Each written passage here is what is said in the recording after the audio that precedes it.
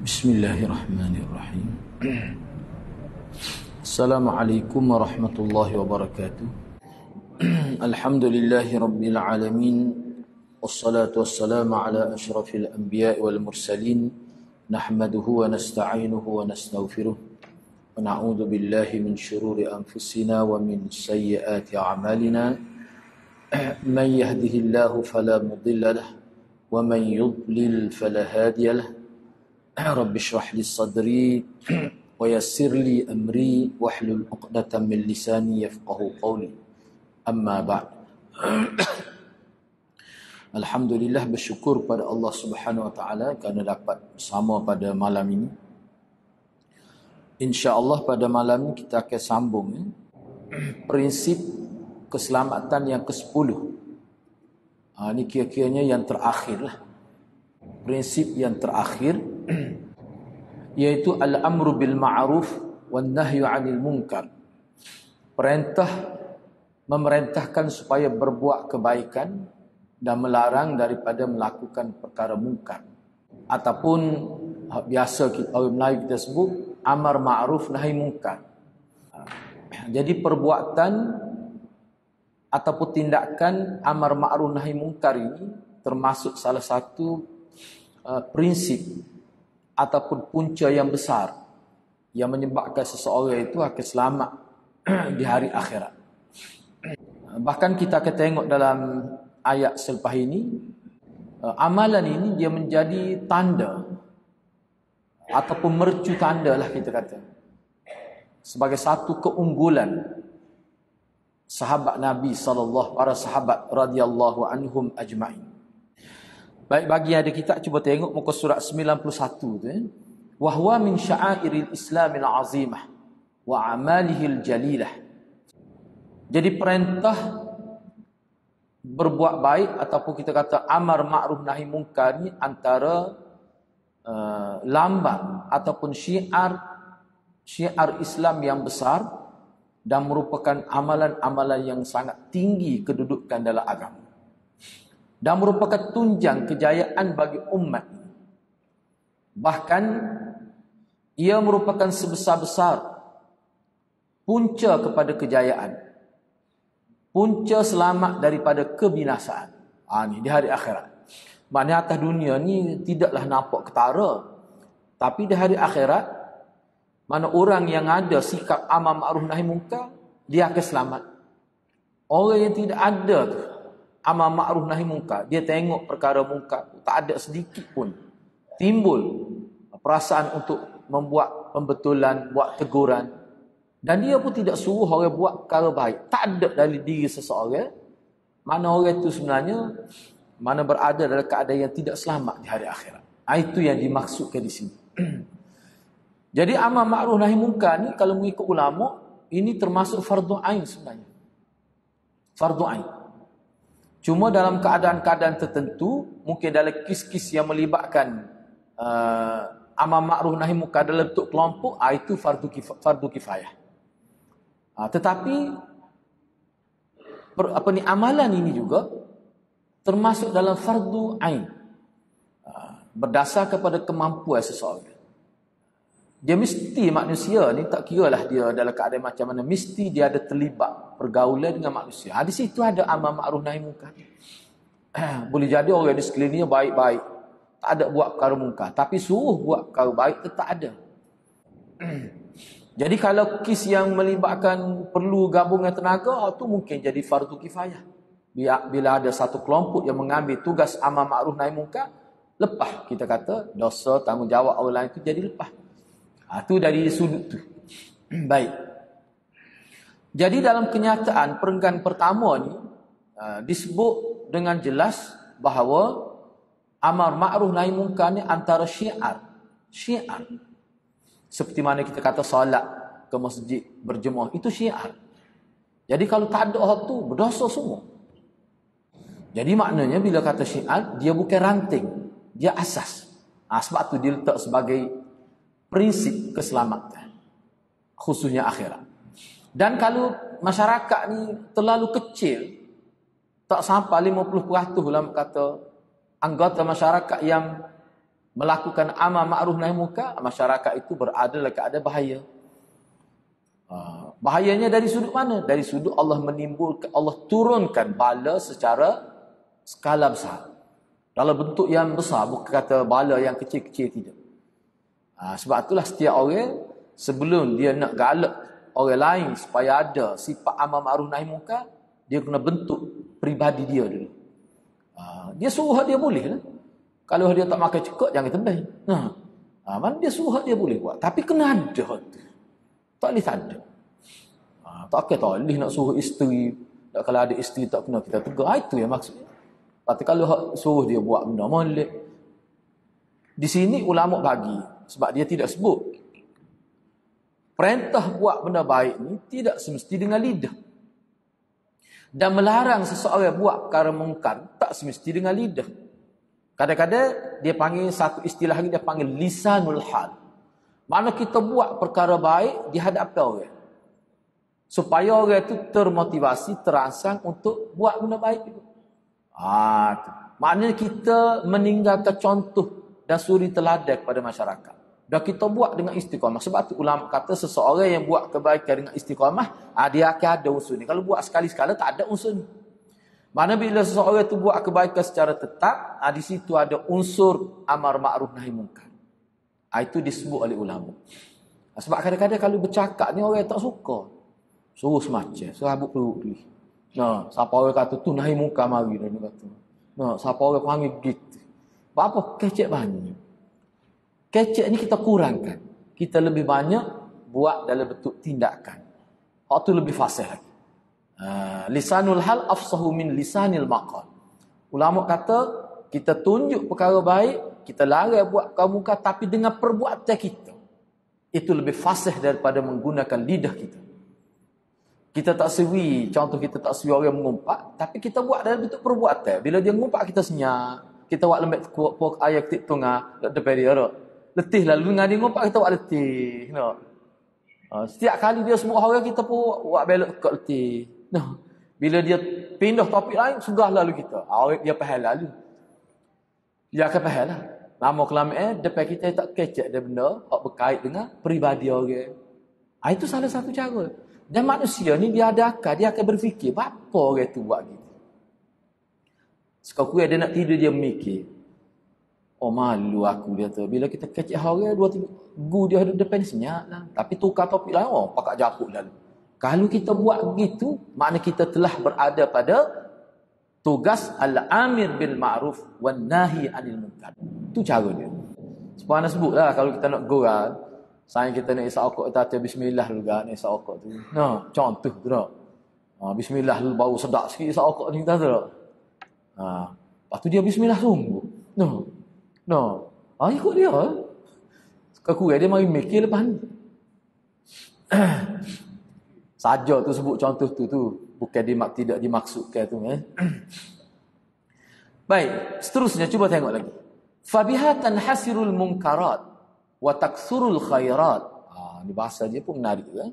Wa ta'ummul barakat wa tatanazzalur rahmat walaha minal athari fi salahil ibad wal mujtami'at ma la ya'lamuhu illa rabbul ardi was samawat. Tu jinas tu dipanggil, ujung tu serupa. Dengan amar ma'ruf nahi munkar, ni kesan dia nak sebut kesan dia. Apa kesan baik dia? Jika amar ma'ruf nahi munkar itu bergerak dengan subur dalam masyarakat, tanhasirul munkarat, perkara munkar akan berkurangan. Tanhasirat tu maknanya jadi berkurangan, jadi lesu, jadi letih, tak bermaya perkara munkar. Dah bayangkan bila orang kaum munkar, kadang-kadang orang tak tegur, tapi orang tunjuk sikap benci tu. Masing-masing tunjuk. Akan berubahlah. Sebabnya benda mungkar ni, perkara mungkar ni, dia akan jadi tersebar kalau ada sokongan. Ada sokongan moral itu. Ni kita tak bagi sokongan. Masing-masing simpan. Sebab tu Nabi kata, benci dalam hati yang menatijahkan seseorang itu tak akan bagi sokongan dalam apa bentuk. Itu makna benci dalam hati. Maka itu juga ada daya dan kekuatan untuk menyekat atau mengurangkan perkara mungkar. Sebab itulah hadirat, tak ada istilah Oh, minta maaf hamba tak boleh nak tegur dia. Dah tak payah tegur, dia mau kau tahu dah dia mau nakut, tak payah tegur. Dia mau jangan terlibat dalam perkara tak molek. Jangan terlibat.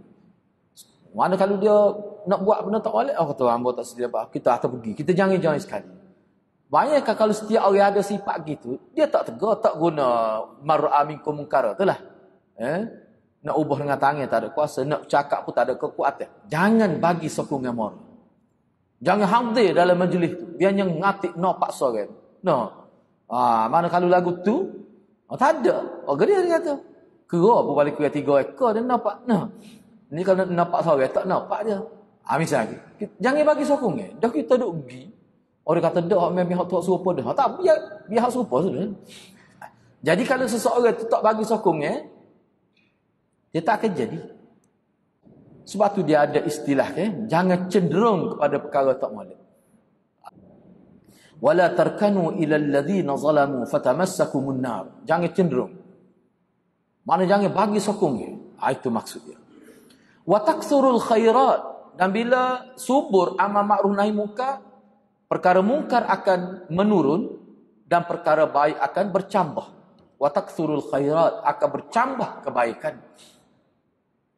Wa ta'ummul barakat, dan akan menjadi melata, tersebar dengan banyak keberkatan. Ataupun kita kata Allah akan turunkan keberkatan secara skala besar dalam bentuk umum. Itu kena ingat hati-hati. Ni orang panggil konsep agama kita. Bila masyarakat Islam itu sudah hilang dah semangat amal ma'ruf nahi munkar, Allah akan tarik keberkatan. Bila tarik keberkatan ni maknanya sumber kebaikan hilang dalam masyarakat. Kesal dia, Imam Ghazali ada sebut ni benda ni. Imam Ghazali kata bila tak ada berkat ni, tiba-tiba tanpa disedari, sedar-sedar hati masyarakat sudah jadi keras. Kerah ni maknanya dia tidak boleh berinteraksi lagi dengan kebaikan. Tiba-tiba jadi kerah pedar berlaku masyarakat. Kelihatan dia kerah pedar. Jadi payuh nak terima kemuliaan. Tapi kalau mari benda tak molek agak, nampak minat benar benda tak molek. Mudah menerima perkara yang batil. Itu tanda qaswatul qalb, keras hati. Itu Imam Ghazali ada sebut. Dan hak ni lebih besar daripada bencana alam hak berlaku. Daripada banjir, hati rosak masyarakat. Jumlah yang besar, hati telah rosak. Salah satu sebabnya kerana tidak subur semangat amal ma'ruf nahi munkar. Masing-masing tengok kemungkaran tanpa apa-apa teguran. Sama ada bermula dengan masyarakat sampai kepada pihak yang berautoriti tidak tegur, ini bahaya. Dia jadi bahaya. Na'udzubillah min dzalik. Tapi kalau kena lakar ni. Jak tu email siapa ketuk makmum kena habis. Ni bala dalam skala besar. Sebab tu perkara ni bahaya. Wa tatanazzalur rahmat, dan akan turun. Tatanazzal ni turun secara bertali arus. Itu tatanazzal. Mana rahmat Tuhan turun dalam bentuk bertali arus, tak putus-putus rahmat.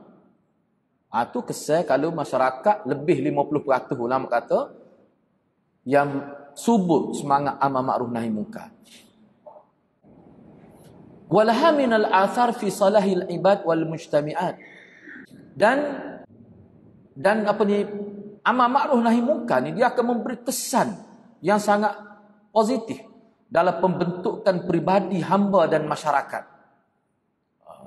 Jadi sesuatu yang tidak diketahuinya melainkan oleh Tuhan langit dan bumi. Ya, banyak maksud dia begini. Jadi bila masyarakat ni aktif dalam jumlah yang besar, masing-masing ada semangat amal ma'ruf nahi munkar, kita tak sedar tiba-tiba masyarakat tu jadi baik. Itu maknanya Allah keberkatan. Jadi Allah saja tahu bagaimana dia nak memberi kebaikan kepada umat apabila amal ma'ruf.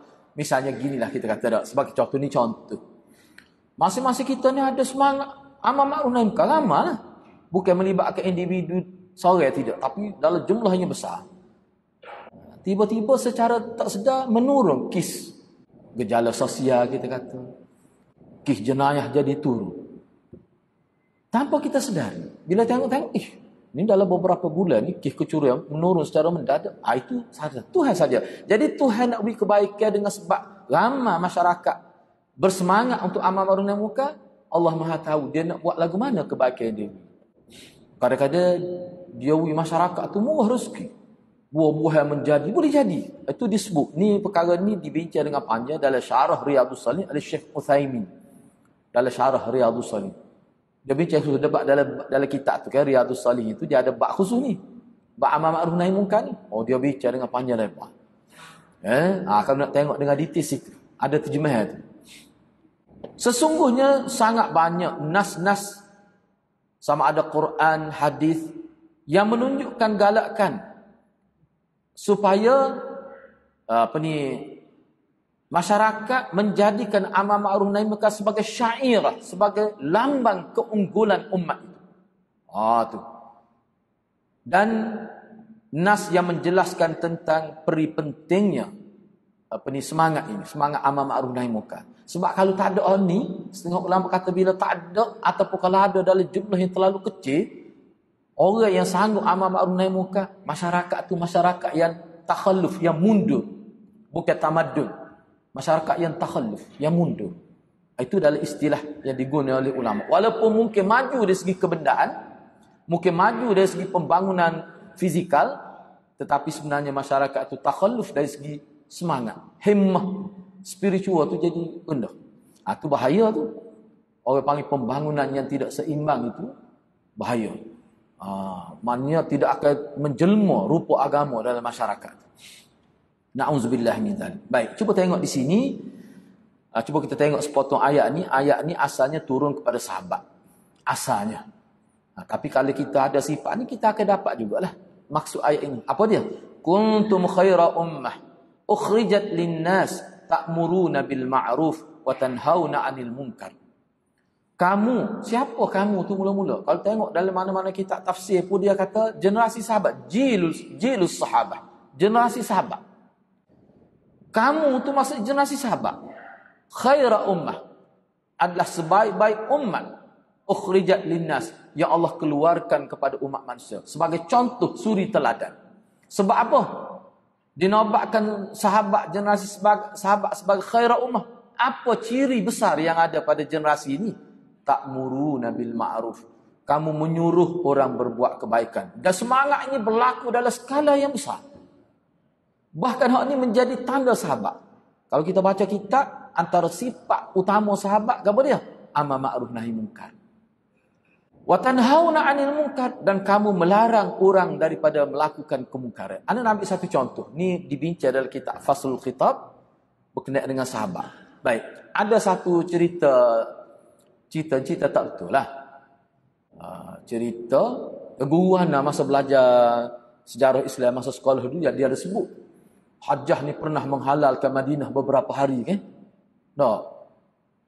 Ni kira mana bila dia masuk Madinah tu, moga dia ni masa tu zaman Yazid. Dan dia pergi dengan Abdullah bin Zubair. Dia pergi ke Madinah. Nak ayat zalimnya Hajjah ni, dia menghalalkan Madinah beberapa hari, jadi tentera ni rogol sampai kata 2000 lebih perempuan dirogol oleh tentera-tentera Hajjaj bin Yusuf Al-Thaqafi. Tu cerita kita baca dalam sejarah ada sebut. Atau guru saya pun sebut dulu, kita dengar tu jahat lah. Dan guru kita pun sebut, tak ada orang jahat seperti dia zaman dulu. Ulama kita bincang balik cerita tu lah. Dari segi sanad tak apalah, tak betul, tentu tak betul lah. Cuma ni je guna ni. Terbukti zaman tu sahabat masih ramai di Madinah. Tak mungkin kalau berlaku gini sahabat duduk diam. Sebab apa? Sahabat ni amiru bil ma'ruf wan nahi 'anil munkar. Tak mungkin. Jadi cerita tu tertolak dengan kenyataan bahawa sahabat waktu berlaku tu, kalau betul berlaku, padahal tak berlaku pun. Kalau betul berlaku, kenapa tidak disebut dalam sejarah sahabat bangkit menentang? Sebab boleh jadi perempuan-perempuan yang dirogol boleh jadi anak-anak sahabat. Sebab sahabat ni paling ramai di Madinah dan Mekah. Tu paling ramai. Semua ahli sejarah kata begitu. Memang sahabat ni bertabar di banyak pelusuk lah kita kata. Tapi dia di Madinah paling ramai. Bahkan Madinah lebih ramai daripada orang duduk di Mekah. Itu mengikut sejarah. Tiba-tiba sahabat boleh diam, tak bangkit. Sedangkan sahabat terkena sanggup mati. Ramai mana sahabat menangis kerana tak mati syahid. Tak cakap ke perang, tak mati. Cedera gitu ya. Setengah tu lumpuh sampai mati. Tapi tak mati dalam peperangan. Tiba-tiba dia boleh diam bila cerita ni berlaku. Ulama guna hak ni. Maknanya kalau kita terima cerita tu sahabat masih ada, tiba-tiba sahabat tidak bangkit menentang kezaliman, maka dia tak sesuai dengan ayat ni. Itu orang panggil secara dirayah, pengetahuan am yang kita boleh guna. Siapa begitu sekali? Betapa menonjolnya sifat amar ma'ruf nahi munkar dalam diri para sahabat. Baik. Itu ayat pertama. Ayat yang kedua, Allah Subhanahu wa taala berfirman, "Wal takum minkum ummatun yad'una ilal khair wa ya'muruna bil ma'ruf wa yanhauna 'anil munkar wa ulaika humul muflihun." Surah Al-Imran ayat 104. Allah telah berfirman, hendaklah ada segolongan daripada kamu satu umat yang menyeru kepada kebaikan. Mereka menyuruh melakukan perkara ma'ruf dan mereka melarang daripada melakukan perkara mungkar. Mereka itulah orang yang ada sifat gitulah. Kalau kita nak jumpa kelakar orang, mana-mana orang pun, mana-mana umat, mana-mana bangsa, kalau ada sifat ni, humul muflihun. Mereka lah orang yang akan beruntung dunia akhirat. Jadi bahaya juga kalau dalam masyarakat kita tak ada. Anda nak sebut satu contoh, ni pernah lah. Ni tidak sebut kapal mana. Tak sebut kapal mana, tapi di planet bumi lah berlaku. Siapa anak pun tak boleh duduk. Dia situ ni anak boleh duduk sebulan kapal tu, lepas tu pindah. Di sekitar kita tu anak zina hak tak ada bank, anak zina tak ada bank. Kosong gitu beberapa orang. Lepas tu berjudi, tapi rumah anak punya judi dia lerok kebetulan. Kita duk kelih, tak ada apa kita tu. Lepas tu tanya orang jemaah, ada sebuah rumah tu perempuan, hak lelaki muda-muda gini dalam sebuah rumah ramai masa orang semai jemaah. Kita tak sedar hati. Tak apalah bila kita pergi report pada pihak itulah. Orang apa ni kita kata pihak berkuasa di kampung itulah. Dia kata tak boleh. Dia kata pokok ni kalau kita lari dia apa ni tak ada dia punya tayar kereta kita esok ni. Kampung tu orang panggil kampung, dia tak boleh masuk telefon ada kabel. Dia akan curi depan-depan mata orang kampung. Orang kampung tengok gapo. Maknanya orang kampung tak berani nak itu. Maknanya amar ma'ruf nahi munkar mati terus kampung tu. Perempuan berzina hari Jumaat, anak pergi tengok. Kita tak masuk dalam rumah kita macam mana ni? Contoh tu apa kita beratnya tu. Dia. Ajalah kita kata dia tak berani. Masalahnya amar ma'ruf nahi munkar ni dia banyak cara. Dia banyak cara banget keadaan. Tak mesti kita buat sendiri. Tapi masing-masing tu anda tengok masyarakat Singa anda kata bahaya. Aku tak pernah jumpa masyarakat gini. Teruk pelik. Tu. Lepas tu kita pun duduk sebulan kita bergaul dengan masyarakat, bahasa yang digunakan memang teruk sungguh. Anda kata kenapa kapun ni jadi gini? Akhir sekali pindah, tak boleh duduk. Nak ayat buri. Kesimpulannya ke dia. Jadi anda bila baca ni saya mikir. Rupanya masyarakat jak daripada tu email, tu ngulu, semuanya hidup sendiri-sendiri. Nafsi-nafsi. Anak pergi report, pergi dengan saya lah. Macam-macam lah saja. Dia kata, tak usah. Itu biar. Dia kata, kita jaga kita. Kalau lagu tu berat, memang berat lah. Anak pun kita tak boleh duduk. Pernah. Pengalaman hidup anaknya ada kapung kita. Ada. Anak alami sendiri ni. Anak alami sendiri. Pengalaman hidup. Itu pengalaman hidup. Ingat siapa kali ni. Anak tak sewayak lebih-lebih lah. Tak tergamuk. Takut tak puas hati. Biarlah nak ayat suara. Nak ayatnya bahasa dia. Nak pergi sekolah pagi. Kita buka pintu. Mak dia kata, ni jiran ni. Menata buruk, mu tak siap lagi kau mandi. Dorah sorah habis semua kapur dengar. Anak kata, parut bahasa orang sini. Kali ni pun kecil lebih kurang gitu. Tobik barang-barang dalam zoo lah kau pagi buta. Pengalaman kita tak jumpa lagi tu. Dah lah kita tengok teruk gini memang teruk lah. Memang teruk sungguh. Anak zina 2-3 orang, lepas tu anak tanya ada berapa orang situ, dia kata sini zina biasa. Lepas tu selagi dia kata, dia panggil dia. Sini pusat mengadah-dadah. Lepas tu anda duduk situ berlaku, orang kata panggil bedil lah, siapa polis cari. Berlaku juga. Kita tak bahaya. Tu. Jadi sikap dia tu, sikap masyarakat tu tak ada usah padahal kita kata dah. Tak perlu bertindak sendiri, report boleh. Report ya. Tapi tak ada. Sehingga anak buat keputusan kata bahaya. Lepas tu ada saya duduk situ, kita tanya dia kata memang sini, dia kata jak dulu lagi memang lagu tu masyarakat dia. Nak ayat boleh tak?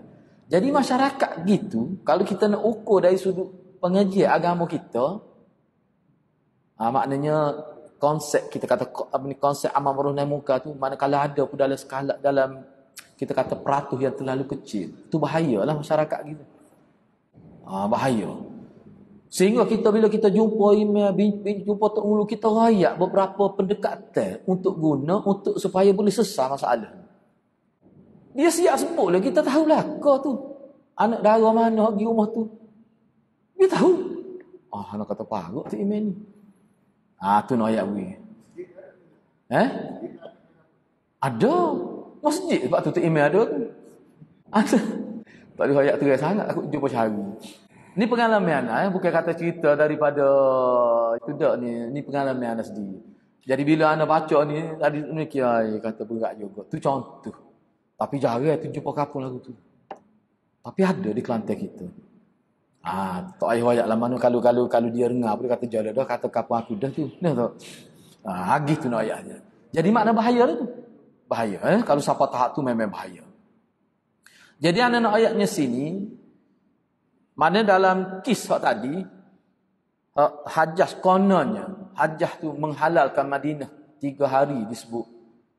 Sebenarnya cerita tu tak betul. Salah satunya guna kaedah dirayah sahabat ramai lagi. Tiba-tiba sahabat tak bangkit menentang. Sahabat ni sanggup mati. Kita kena ingat tu. Enggak keluarga Umawi pun ada. Yang merintah tu kerajaan Umayyah. Jadi maknanya ini Syiah dia nak memburuk ke kerajaan Umawi. Hak di peringkat awal lagi. Tu cerita dia sebenarnya. Jadi ulama kata tak boleh bercanggah dengan ayat ni cerita tu. Sebab sahabat masih ada. Sahabat ni kekal 100 tahun. Selepas masa Nabi sebut dalam hadis 100 tahun ke hadapan setakat tu ya sahabat aku. Lepas tu tak ada. Tu. Baik. Yang kedua. Ayat yang kedua ni Allah sebut hendaklah ada di kalangan kamu satu umat yang mengajak kepada kebaikan. Hak ni kalau mengikut Syekh Utsaimin dan juga beberapa ulama, hak ni yang melibatkan amar ma'ruf nahi munkar dalam bentuk yang besar. Misal nak cegah perbuatan munkar yang besar. Ni kena ada satu taifah, satu kumpulan. Satu kumpulan. Dia tak boleh melibatkan individu. Setengah-setengah perkara munkar tu dia mesti melibatkan pelbagai pihak. Melibatkan polis, melibatkan majlis agama misalnya. Dia tak boleh pergi satu individu. Dia kena dalam bentuk satu tim, satu kumpulan. Kena ada. Hak tu fardu kifayah.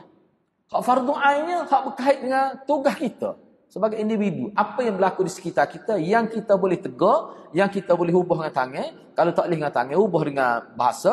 Kalau tak boleh ubah dengan bahasa, kita jangan terlibat, jangan tunjuk sokan dengan moral, tetapi kena bertindak sebagai pemudah cara, sebagai pihak ketiga. Misalnya pergi jumpa orang ni, pergi jumpa okey ayat tu. Macam lagu mana ni tu okey. Bagaimana ni YB kapur kita ni hak tak semaya ramah genima tu. Dia kena pergi jumpa, dia tak boleh biar gitu. Takut ada YB kata tu bukan masalah hamba. Takut YB ada kata begitu lepeng balik. Dia kata tak ada dalam peruntukan tu. Peruntukannya untuk baja gitu jelah. Berat tu.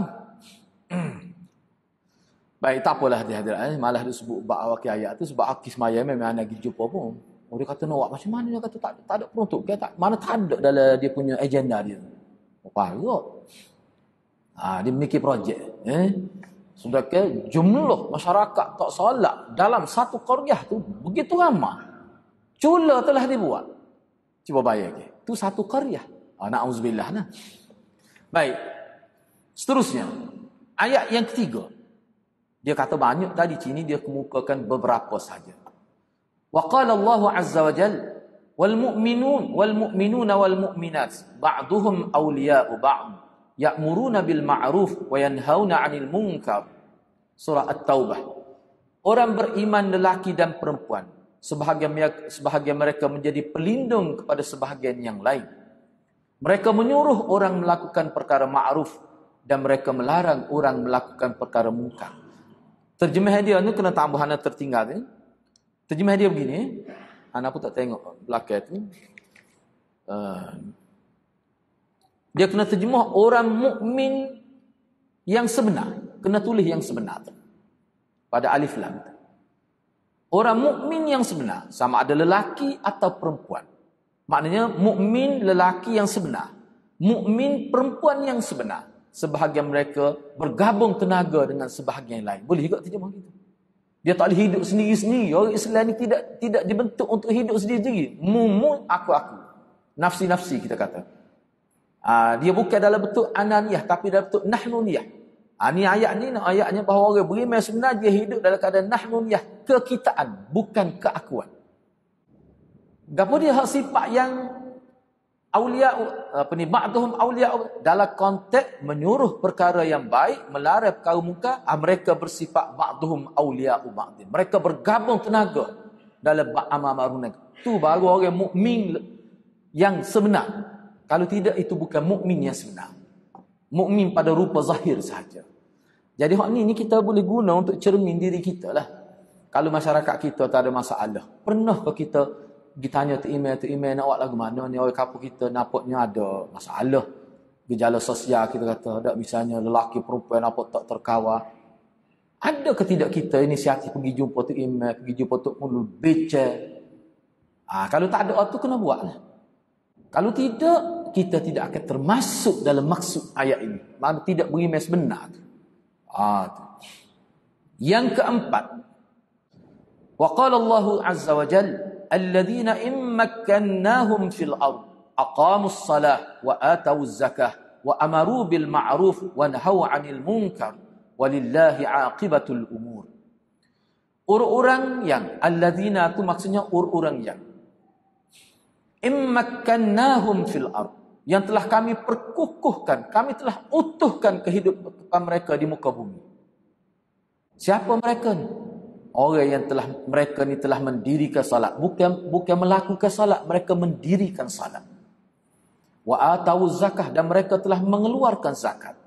Dan mereka telah menyuruh orang berbuat baik, dan mereka melarang daripada melakukan perkara munkar. Itulah orang yang makkannahum. Jadi makkannahum fil ard ni siapa? Mula-mula sekali sahabat. Ni mula-mula sekali sahabat. Jadi kalau kita tidak ada sifat ni, maka kita tu tidak termasuk dalam orang yang Allah perkukuhkan kehidupan kita di dunia. Maka kita hidup dalam keadaan longgar, dalam keadaan tidak kukuh, dalam keadaan tidak bertenaga, dalam keadaan tidak memberi kebaikan kepada dunia. Orang Kelantan panggil buat berat bom. Tu bahasa mudah. Tidak memberi kesan positif kalau tak ada ni. Lepas tu walillahi aqibatul, kena ingat orang hak cuai dalam amal ma'ruf nahi munkar, dia kena ingat semua manusia ni kesudahan dia ditentukan oleh Allah. Itu maksudnya. Maknanya dapat azab ataupun dapat nikmat di hari akhirat Allah belaka. Jadi kamu nak duduk dalam posisi orang yang melaksanakan amal ma'ruf nahi munkar ataupun orang yang membiarkan, mengabaikan tugasnya. Pilih sendiri. Itu maksudnya. Baik. Antara dalil, wa mimma yadullu anna al-amra bil ma'ruf wan nahya 'anil munkar min mujibatin najah was salamah qaulullah ta'ala. Tengok tu. Kalau orang ngaji bahasa Arab kan, mana dia panggil apa tu? Khabar. Apa ni, mubtada' muakhkhar, jauh duduk. Qaulu tu mubtada' muakhkhar. Mimma tu dia panggil khabar muqaddam. Apa yang kata anu tu jauh tu mubtada' khabar tu. Kalau orang ngaji bahasa Arab dia apa ni? Maksud dia ke dia? Kalau kita nak terjemah gini, antara firman Allah yang menunjukkan bahawa amalan amal ma'ruf nahi munkar adalah yang menjadi tonggak kepada keselamatan manusia di hari akhirat. Ni antara firman Allah yang mana Allah sebut sesiapa yang subur amal ma'ruf nahi munkar dari diri dia, dia akan selamat daripada api neraka. Ni antara firman Allah. Cuba kita tengok. فَلَمَّا نَسُوا مَا ذُكِّرُوا بِهِ أَنْجَيْنَا الَّذِينَ يَنْهَوْنَ عَنِ السُّوءِ وَأَخَذْنَا الَّذِينَ ظَلَمُوا بِعَذَابٍ بَئِيسٍ بِمَا كَانُوا يَفْسُقُونَ. Itu suratul Araf. Cuba tengok terjemah belakang itulah. Suratul Araf tu. Dia kata, maka setelah mereka melupakan apa yang telah diperingatkan kepada mereka, lupa ke dia? Lupa tanggungjawab amal ma'ruf nahi munkar. Dia tak buat. Kami selamatkan orang-orang yang melarang orang yang berbuat jahat.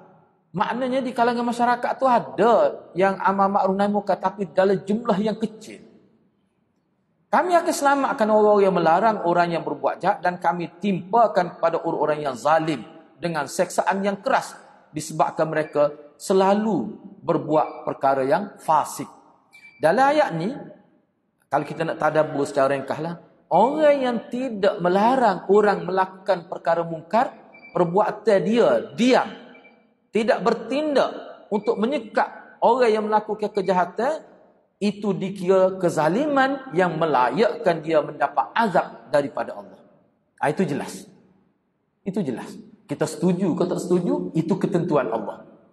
Kalau kamu tidak bertindak menyekat perbuatan mungkar, apatah lagi kalau mungkar tu mungkar yang berkait dengan akidah, yang boleh menjejaskan akidah tauhid, kamu diam 1000 bahasa, perbuatan kamu tu dikira zalim yang melayakkan kamu dapat seksaan yang keras, bukan seksaan biasa-biasa, tidak. Dan orang lagu ni disebutkan orang yang biasa melakukan kefasikan. Kanu tu maknanya orang yang biasa melakukan kefasikan. Allah sebut gitu. Walaupun mungkin orang tengok kita ni baik, bagus dia tu tak caw kat orang dia.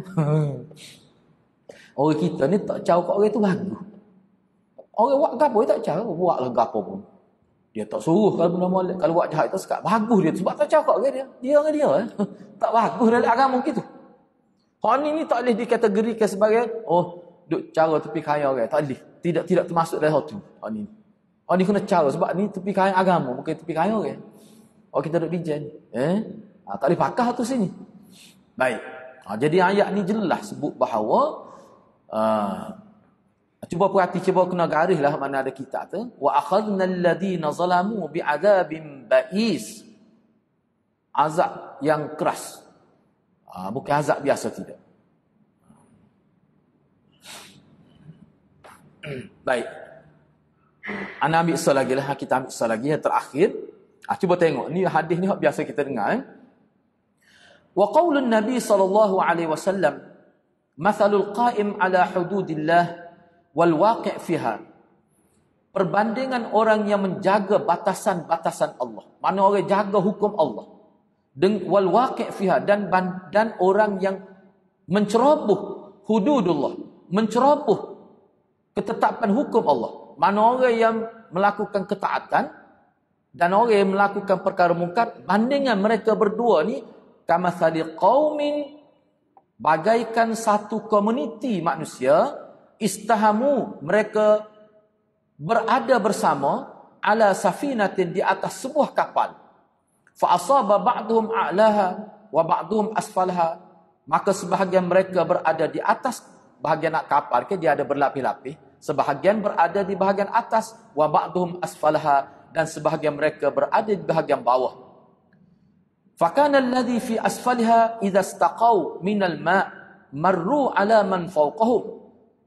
Maka kebiasaannya orang yang menginap di lapisan, di peringkat tingkat bawah dalam kapal tu, bila mereka nak dapatkan air, marru ala man fawqahum, mereka terpaksa naik ke atas untuk ambil air daripada orang yang berada di tingkat atas itu. Faqalu, lalu mereka fikir, dia pun fikir, lau anna kharaqna fi nasibina kharqa. Lagu mana agak kalau kita tebuklah mudah, boleh ambil air bawah, tak boleh naik atas. Dia nak tebuk kapal. Ni banding yang Nabi buat. Kita kata bodom, dia ni. Tidak cara tu nak ayatnya perbandingan. Jangan duk kata Allah bodom, ni siapa nak ada boleh telitah nak tebuk kapal. Dak, bukan nak ayat bodom ni. Nak ayat sikap perbandingnya. Baik. Jadi faqalu, jadi orang yang duduk di lapisan bawah kapal ni, dia kata lau anna kharaqna fi nasibina kharqa. Lagu mana aku? Dia mesyuarat apa buat dia? Kita tebuklah kapal, tak payah dah naik atas ambil air. Bila tebuk kan masuk lalu air, kan mudah dia kata. Walam nu'dhi man fawqana, jadi kita tidak akan menyusahkan orang di atas ni. Sekejap-kejap naik, orang nak tidur terganggu. Naik macam duduk bawah ni nak ambil air. Jadi menyusahkan orang. Kita tak boleh menyusahkan, kita tebuk kapal. Ada yang pandangnya begitu. Fa in yatrakuhum, maka jika orang di atas membiarkan orang di bawah menebuk kapal, wa ma aradu halaku jami'a, Tindakan mereka itu bermaksud mereka merosakkan, mereka memusnahkan semua. Tindakan membiarkan orang di bawah menebuk kapal, walaupun orang atas dia tak tebuk. Kalau dia tebuk orang bawah, tapi orang atas ni mengambil sikap diam. Biarlah dia tebuk. Kita tak tebuk. Perbuatan itu seperti menenggelamkan, memusnahkan semua. Walaupun dia tak buat. Sebab apa? Dia membiarkan. Tak ada amar ma'ruf nahi munkar di situ. Wa in akhadhu ala aidihim, dan kalau orang yang di atas, ni anak terjemah mahfuz supaya mudah faham. Dan kalau orang di atas bertindak menyekat perbuatan orang di bawah nak tebuk kapal itu, maknanya dia melakukan amar ma'ruf nahi munkar lah. Dia sekap, dia tangkap, dia ikat, dia penjara ke orang itu yang cuba nak bertindak. Najau wa najau jami'ah. Mereka semua selamat. Semuanya selamat, Nabi kata. 2 kali Nabi ulang. Najau wa najau jami'ah. Selamat mereka semua. Mereka semua selamat. Perbandingan ini sangat mudah sebenarnya. Nabi nak ayat kepada kita, kalau kita tengok orang lain buat salah, kita tidak sekat, supalah kita membiarkan orang tebuk kapal. Kita duduk atas kapal tu belaka. Kita duduk atas bumi ni belaka ni. Kita semua duduk atas bumi yang sama. Bila kita biarkan orang buat maksiat, khususnya kalau dalam berakidah, biarkan perkara syirik berlaku, kita tak buat. Jangan kita fikir kita akan selamat. Sebab kita juga akan turut tenggelam. Sebab kita berada di atas perahu dan atau kapal yang sama. Begitulah perbandingan Nabi. Maknanya ke dia hadirin. Poin yang paling besar, bila tidak ada satu kelompok umat ni yang bertindak sebagai amir bil ma'ruf wan nahi 'anil munkar, bahkan dia biarkan orang melakukan kerosakan, melakukan jenayah di muka bumi, bila Allah turunkan bala, semua kena. Bala dia tak kena manusia. Ni para ulama mengatakan dalam syarah, bala yang dimaksudkan di sini adalah bala dalam bentuk apa panggil muntasyirah, yang berlaku secara melata dalam skala besar lah kita kata. Gitu. Gitulah hadirin. Lepas tu seterusnya tu kita bincang minggu hadapan. Itu perbanding. Jadi perbandingan Nabi buat ni orang panggil wahyu, kena ambil perhatian. Kalau Nabi kecek ni maknanya dari pihak Allah. Jadi Allah nak begitu. Maknanya bila Nabi sebut, maknanya Allah memperingatkan kita. Cuma dia melalui lidah Rasul. Jadi mudah-mudahan kita mengambil perhatian. Dan mudah-mudahan Allah berkati kita semua. Aqulu qawli hadza wa astaghfirullahal azim li wa lakum. Assalamualaikum warahmatullahi wabarakatuh.